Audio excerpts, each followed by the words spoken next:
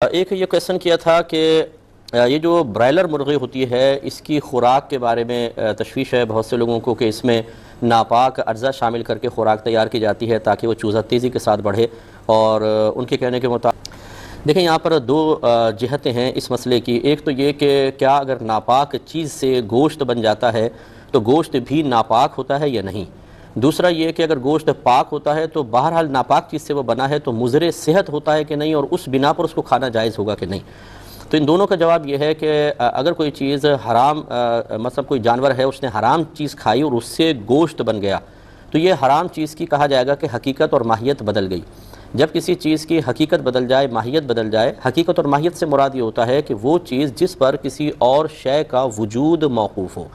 جیسے انسان ہے، انسان کے اندر ایک حیوانیت ہوتی ہے۔ حیوان وہ ہوتا ہے کہ جو اپنے متحرک بالارادہ ہوتا ہے، اور وہ حیوان ناطق ہم ہیں کہ ہم اپنی عقل کو استعمال کرتے ہیں، متحرک بالارادہ ہیں، ہمارا جسم نشو و نما پاتا ہے۔ یہ تمام چیزیں حیوانیت اور متحرک بالارادہ ہونا، نشو و نما پانا، یہ ملتی ہیں تو ایک انسان مارز وجود میں آتا ہے۔ تو اس کا مطلب ہے کہ یہ تمام چیزیں انسان کی حقیقت میں شامل ہوں گی۔ اسی طریقے سے اب یہ جو مختلف حرام چیزیں تھیں یہ ایک الگ حقیقت رکھتی تھیں، اور جب ان سے گوشت بن گیا تو گوشت چونکہ اس کی حقیقت اور ماہیت یہ نہیں ہے، ان پر یہ موقوف نہیں ہے۔ گوشت تو بہت سی چیزوں سے بنتا ہے، وہ پروٹین سے بنتا ہے اور دوسری چیزوں سے بنتا ہے، تو بہرحال جب حقیقت بدل جاتی ہے، شے کی ماہیت بدل جاتی ہے تو پھر اس کا حکم جائز کا ہو جاتا ہے۔ وہ خوراک جب جسم میں جاتی ہے ایک مخصوص پروسیس سے گزرتی ہے تو اس سے گوشت تیار ہوتا ہے، اور گوشت کی حقیقت اور ماہیت کچھ اور ہوتی ہے، اس ناپاک چیز کی کچھ اور ہوتی ہے۔ اور قاعدہ شرعیہ یہ ہے کہ جب چیز اپنی حقیقت سے نکل جاتی ہے، کوئی اور شکل میں بدل کر اس کی کوئی اور حقیقت ہو جاتی ہے تو پھر سابقہ حکم باقی نہیں رہتا ہے۔ لہٰذا اگر پہلے مثال کے طور پہ غذا ناپاک بھی تھی لیکن جب اس سے گوشت تیار ہوگا تو گوشت کی اپنی ایک حقیقت ہوتی ہے، ماہیت ہوتی ہے، تو وہ گوشت بہرحال پاک کہلائے گا اور اس کو کھانا بھی شرعاً جائز ہوگا۔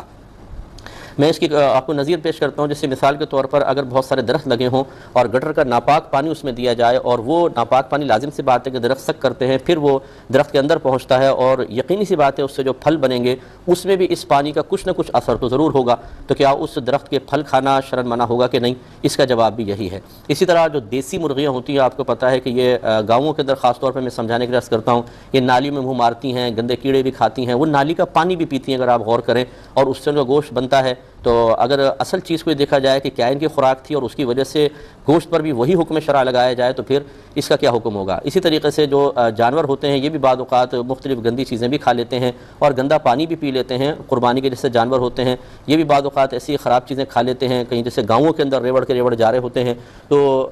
اگر یہ اصل چیز کا اعتبار کیا جاتا تو اس میں بڑا حرج تھا۔ تو شریعت کا قاعدہ ضابطہ یہی ہے کہ جب ماہیت اور حقیقت بدل جاتی ہے تو حکم بدل جاتا ہے۔ اس اعتبار سے تو گوشت صحیح ہے، جائز ہے۔ اب دوسری جہت یہ ہے کہ جی اس میں چونکہ ناپاک اشیاء سے بنی ہے یا گندی چیزوں سے، تو اس میں یہ مضر صحت ہے، اس کو نہ کھایا جائے۔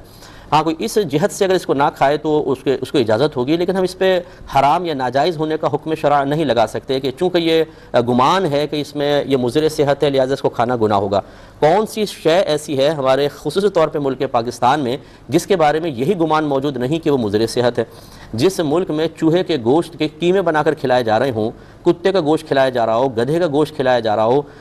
بیمار بھیڑوں کا گوشت کھلایا جا رہا ہو، اسی طریقے سے ملاوٹ ہر چیز کے اندر ہو، گھی ایسی گندی چیزوں سے تیار کیا جا رہا ہو کہ اگر اس کو دیکھ لیا جائے تو نظافت پسند انسان کو الٹیاں لگ جائے، جو اتنے گندے گھی جو گندی چربیوں سے اور مرغیوں کے پر اور پنجوں سے تیار کریں اور اس سے رمضان میں اس گھی میں پکوڑے تل کے بیچارے روزے داروں کو روزے کے افطار کے وقت کھلائے جائیں، تو آپ بتائیے کہ پھر یہ تمام چیزیں مضر صحت ہیں یا نہیں؟ تو پھر ان کے بارے میں کیا حکم شرع ہوگا؟ تو مطلب میں یہ نہیں کہہ رہا ہوں کہ مضر صحت ہو اس کو نظر انداز کریں، کھائیں۔ سمجھانے کا مقصد یہ ہے کہ ایک دو چیزوں کے بارے میں ہم کسی بھی جہت سے ان کو مضر صحت قرار دینے کے بعد جب رکنے کا حکم دیتے ہیں تو میں یہ گزارش کرتا ہوں کہ دوسری چیزوں پر بھی پھر غور و تفکر کیا جائے اور ہر چیز سے رکنے کا حکم دینے کی کوشش کریں، تو پھر عرصہ حیات تنگ ہو جائے گا۔ تو مشورہ ضرور دیا جائے گا کہ آپ اس کو نہ کھائیں، لیکن اس پر حرام یا ناجائز کا حکم شرع نہیں لگایا جا سکتا۔ آپ جو کولڈ ڈرنکس پیتے ہیں، کہ آپ کو نہیں پتا کہ کس قدر مضر صحت ہوتے ہیں جو آپ یہ جوسز پیتے ہیں، جو مطلب پیکٹس وغیرہ کے اندر آتے ہیں. میں کسی کا نام نہیں لے رہا ہوں لیکن سمجھا رہا ہوں. یہ ذرا ڈاکٹر سے معلوم کر لیں کہ کس قدر مضر صحت ہوتے ہیں. یہ جو کیچپ وغیرہ ہمارے اکثر بن کر آ رہے ہیں، یہ آپ دیکھتے نہیں ہیں کہ ٹی وی پر کس قدر گندی چیزوں سے تیار کیے جاتے ہیں کہ اس میں بعض اوقات تو ٹماٹر نام کو نہیں ہوتا. اس طرح آپ جوس پیتے ہیں جی یہ کنو کا جوس ہے اور کنو کا وجود ہی نہیں ہے، آم کا جوس ہے اور آم کا وجود ہی نہیں ہے بیچارہ. تو اس لیے کہنے کا مطلب یہ ہے کہ بہت سی چیزیں ایسی ہوتی ہیں کہ جس کے بارے میں ہمیں گمان ہوتا ہے کہ مضر صحت ہیں، لیکن اس پر حرام یا ناجائز کا حکم اس لیے نہیں دیتے ہیں کہ عرف میں بہت زیادہ معروف ہوتی ہیں. اور یہ میں نے اکثر یہ دیکھا ہے. میں یہ نہیں کہہ رہا ہوں کہ آپ یہ چیزیں ضرور کھائیں، احتیاط کریں، بہت اچھی بات ہے، لیکن اکثر ایسی ہوتا ہے کہ اللہ تعالیٰ نے جسم کی ایک ایسی طبیعت، ایک ایسی کیفیت، ایک ایسی حالت بنائی ہے کہ جب ہم کوئی خراب چیز کھاتے ہیں تو جسم اسی کا عادی ہو جاتا ہے اور اسی کے مطابق قوت مدافعت پیدا ہوتی ہے. بعض کمزور ہوتے ہیں، اس پر وہ چیزیں غالب آ جاتی ہیں، اور بعض اپنی وہی طبعی عمر پوری کر رہے ہوتے ہیں، ان پر کوئی سائیڈ ایفیکٹ مرتب نہیں ہوتا. لہٰذا اگر کوئی مضر صحت اصلاً ایک شے ہے، ضروری نہیں کہ اس کا اثر کسی بھی شخص کے اوپر ظاہر ہو. جو اب مجھے ایک لطیفہ کسی نے بھیجا، بڑی مطلب حیرت انگیزی، مجھے ہنسی آئی اس کے اوپر،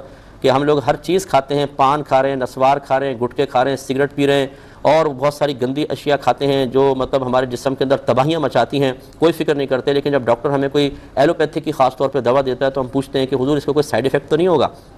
تو یہ بڑی حیرت انگیز بات ہے کہ ہر چیز ہم گندی چیز کھا رہے ہیں اور مطلب چل رہے ہیں، بس گزارا ہو رہا ہے. یعنی جو ہمارے ملک میں پانی پینے کو مل رہا ہے، مطلب کوئی برا نہ مانے، محسوس نہ کرے، جو اس شعبے سے وابستہ لوگ ہیں، وہ کس قدر گندا پانی ہے کہ کچھ انتہا نہیں، انتہائی مضر صحت. اگر مطلب یہ میں نے عرض کیا کہ ہم ان چیزوں کی طرف چلے جائیں تو ہر اب وہ پانی پینا کیا حرام ہوگا کہ نہیں ہوگا بتائیں، جس کے بارے میں اس کو جب لیبارٹری میں ٹیسٹ کرتے ہیں تو واضح طور پہ آتا ہے کہ انتہائی مضر صحت ہے، اندر تباہی مچا رہا ہے جسم کے، مجبور ہیں. سبزیاں جو آ رہی ہیں، کیا اس میں کیمیکل والی کھاد نہیں ملی ہوئی؟ اس میں کیا کیمیکل نہیں ہوتا ہے؟ یعنی اب اس چیزوں کی طرف چلے جائیں تو عرصہ حیات تنگ ہوگا. اس لیے جو چیز بہت زیادہ مضر صحت ہو ڈاکٹر منع کریں اور واقعی اس کے اثرات آپ پر ظاہر ہونے لگیں، اس سے بچنا تو ہم پر واجب ہے، ورنہ مجبوراً بہت ساری چیزوں کو استعمال کرنے کی اجازت دی جائے گی.